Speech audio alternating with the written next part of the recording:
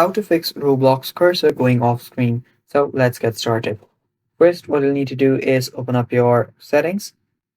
After you open your settings, go to Systems, and under Systems, go to Display. Now under Display, make sure that your scale is on recommended. Your resolution is also on recommended. And you can go to your advanced display if you have any, and then set it up to the recommended specs as well. And after you do all of these, what you'll then need to do is go back and then search for Microsoft Store.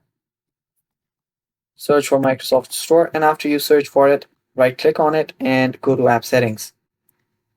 Now after you are on App Settings, what you'll then need to do is scroll down, and there you will see Reset and Repair.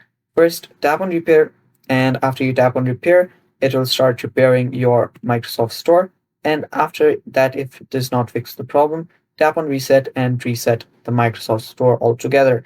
And after doing all of these, your problem should get fixed. And yeah, that is basically all for the video too. Thanks for watching. Stay tuned for more upcoming tutorial videos, and bye bye. Take care.